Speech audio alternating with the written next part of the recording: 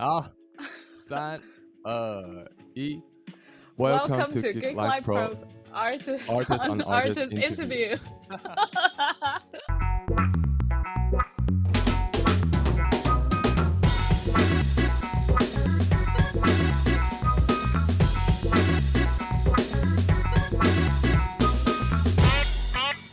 Hello, it's L8ching. I'm from Taipei, Taiwan. I'm a drummer, also a singer.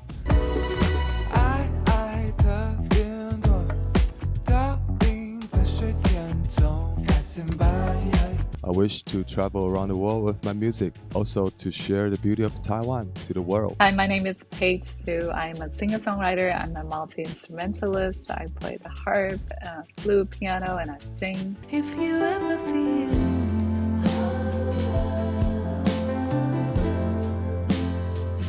I just want you to know. I'm based in Taipei, Taiwan.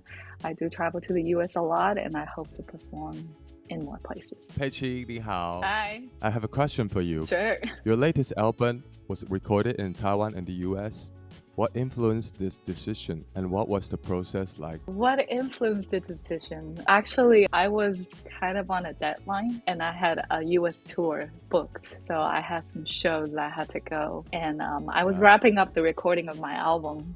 And I had a couple songs. You know, there's always like one or two songs that you're unsure about the arrangement or how I wanted to do it. So there were like a few songs I was like, okay, I really don't know what to do. So I kept pushing it. And it was delayed. And then I was like, you know what? I'm going to the US to perform. I should take the opportunity to check out some studios. So that's why we made the decision to record some songs. So we found a recording studio in Tulsa, Oklahoma, which is a very random place. But that's where Cody is from. You know Cody, or he's a drummer as well. Yeah, I know Cody. Yeah. So he's from Tulsa. So we found a studio that used to be like an old church. So it's really big and the ceiling is really tall and it sounds beautiful. So a couple of songs from my album is recorded there. And because of COVID, I actually got to record a lot of stuff internationally online. I recorded the Czech Symphony Orchestra online. That was crazy. And then I had a few musicians in Belgium, like all over the place. So that was really great fun. Wow. So this album, like you invite like the musician around the world. Yeah, basically. And even in Taiwan, I mean, Cody, you know, and me, and just like all my friends are kind of from all over the place. So it's very multi-international.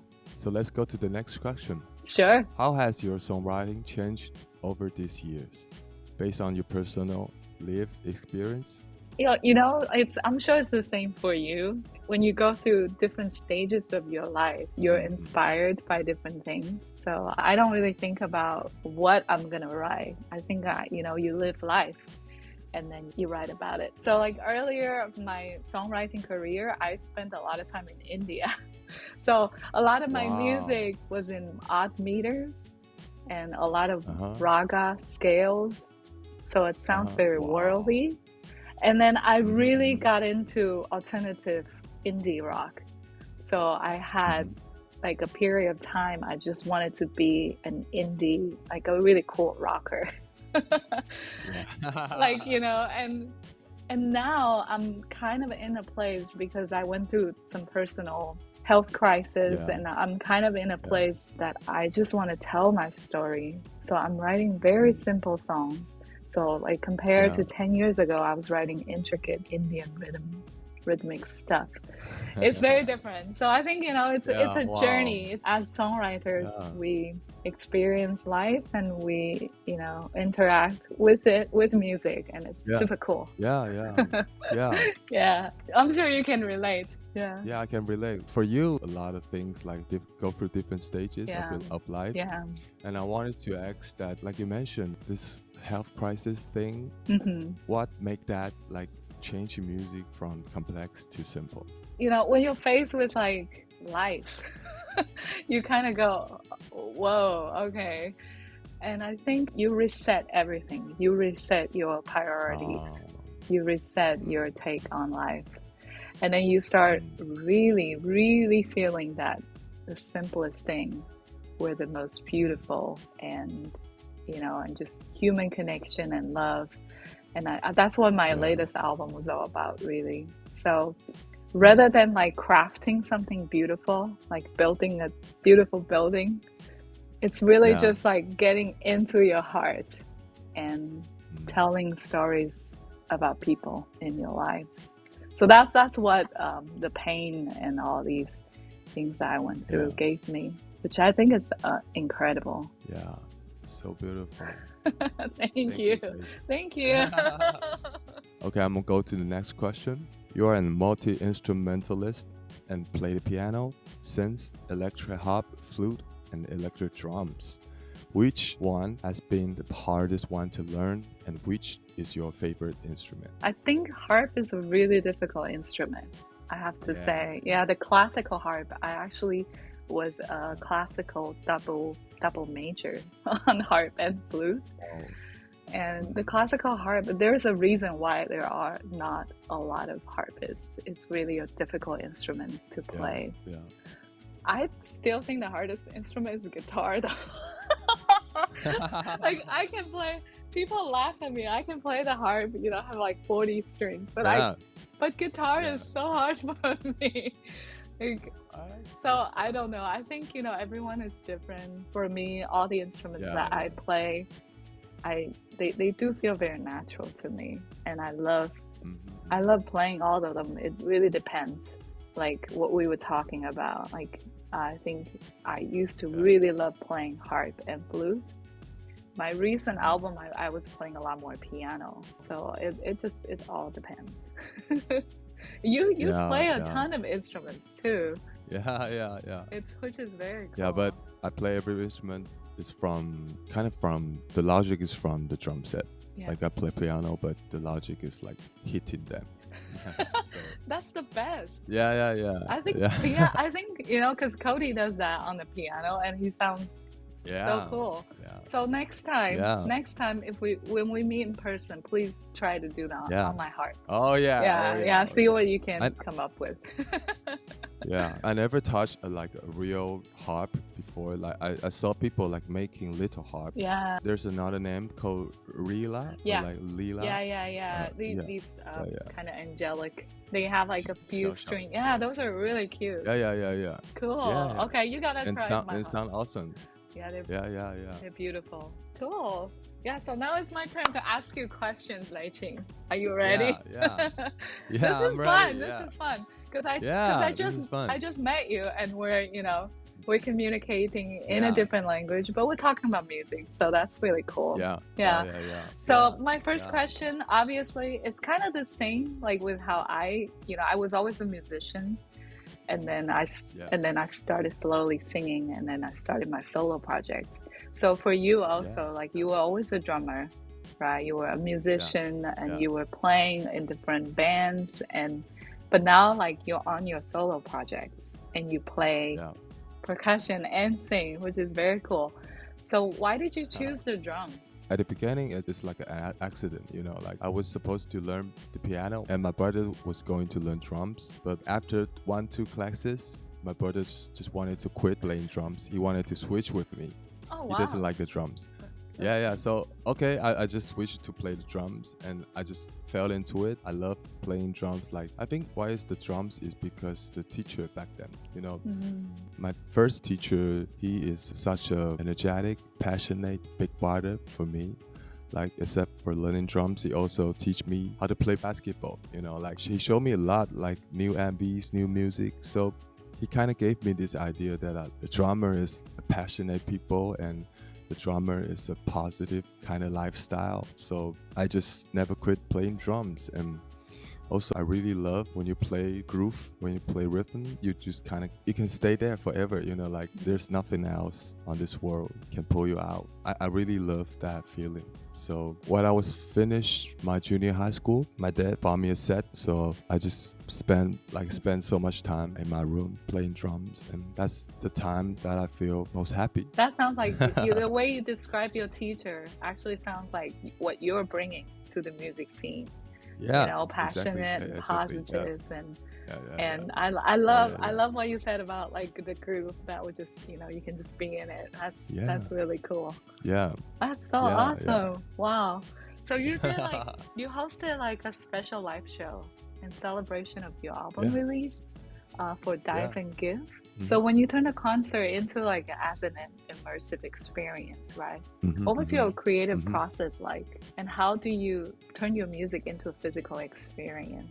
Okay, let's talk about the album first. The album was dedication to my grandpa's diary. I never met my grandpa, but I found his diary like back in 30 years ago. By his handwriting, I just can connect with him. I can see what he saw, I can hear what he heard. That really moves me. And that kind of triggered me to, hey, I wanted to make an album that my children can have a little look of the type of what his grandpa saw back in the time. And what I was like creating songs, I always started from the image. I see something and I feel something. I try to organize this image from the light, the humid in very details. So I want my audience who come to the show can kind of like be part of the process. They can feel what I actually feel, what I actually smell, what I actually touch. So we brought so many, like in the West Coast Taiwan, we have this fish farm field, like they farm fish. So they have so many oyster shell. I can They already just like smell. smell it. Yeah, yeah. It's so smelly. Yeah. Yeah, it looks beautiful, but so smiley. So Smelly. I kind of want to deliver this feeling, this contrast to my audience. So I wanted to shout out my team. They brought this oyster shell from Chiayi to Taipei. We brought so many like tree trunks because I love nature. I got so many muse for nature. So I want my concert can be filled with these elements. So yeah. This is my process. So cool. I was very touched when you say you want to connect with your grandfather and also Oh yeah, pass it yeah, down. Like that's so cool. And it's yeah. actually amazing because I just met you, but I feel like there's a lot of similarity. Because for my album, it's kind of the same thing. Like I wanted to leave something for my kids Yeah, and the people who love, me yeah, and I love. So that's so beautiful. yeah, So cool. yeah. I really like the song, like in your album. Take it one day at a time. I really like that song. Thank you. Really. Take it one day at a time. Enjoy the smiles, the sunshine. Yeah, I love that one too. That one is like in a really fun meter, Mm, but it feels so mm, relaxed. I love it too. mm. Cool. So like I have one more question. Like go back to like Okay. you picking the drums and playing drums. Yep. Because usually drummers always sit in the back. They're very low Yeah. key, and shy, like people are like, ooh, Yeah. drummers, Yeah. and I mean, I've Yeah. got a Yeah. drummer husband too, so Yeah. Yeah. Yeah. but to like come to the front Yeah. and be a front man Yeah. and actually Mm-hmm. write your own songs and sing. Like I understand, like I think it's a very different thing when you are back as Yeah. a musician or you're standing in the front, like telling your story and as a front Yeah. man, singer, songwriter. So like what made you make that transition to Yeah. come out into the spotlight? I always have so many thoughts, like while I was sit back in the set, like I always be that drummer, like really noisy. Hey, we can add something here.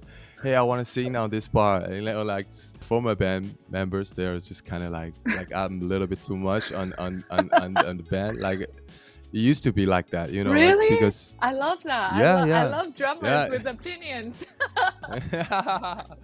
Yeah, Okay. because I think I love telling story. Like I love story. Like before I met music, I really love to read. I really love to like write scripts, like write stories and share it to my classmates. So I Oh, think cool. I always have this heart to wanted to create first. Telling story is something that you have to be fearless, and I think that's kind of like what you said before. It's like a life stage, the transition. Like I love being a drummer back in the stage, but at this time of my life, hey, I wanted to change the position, and I want to experience that, Yeah. like this connection with the audience. Yeah, That's so cool. And I think having yeah, stories to share and the need to create is kind of what drives, because I feel that way as well.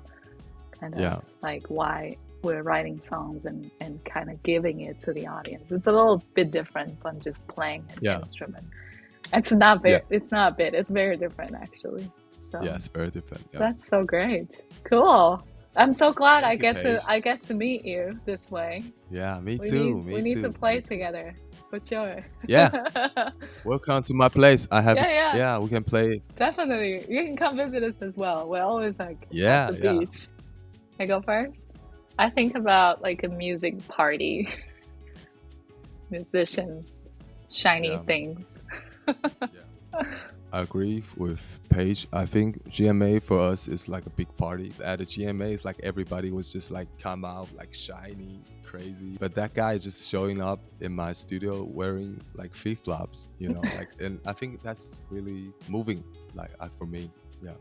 Like, you want to go first? My huge fan is my grandma. Like my Aw. grandma will listen to all of my podcasts, interviews. So maybe he will check out this too.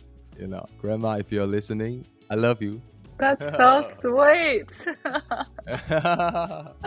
Well, I guess I'm gonna shout out to my dad as well. He actually rarely listens to my stuff, but for this album, he particularly told me that he really loved it. So that was really sweet. Yeah, I do have a few fans who are they're just so sweet and so loving. And I feel like when I see them, I get to see like friends, which is Cody? really amazing. No, just fans from around Taiwan. They're really cool. Oh, Cody, is he? Yeah, he's definitely my biggest fan. He's kind of trapped. He has to be my number one fan. Yeah, of course. You have to, yeah. He is. I'm so happy to be here sharing and talking with L8ching today. I'm really excited, really looking forward to the GMA show. On my stage, I'm going to have Cody on drums, and Jack and Elisa. They are my long-term musician friends, and they are incredible. And we have prepared a really cool rock and roll set, really. It's going to be a wide range of really colorful music. So hope I'll see you there. And if you want to check out more of my stuff, I'm everywhere on the internet. So stay tuned and check out my socials, because I definitely will have more shows coming up. So hope to see you. Okay, my turn.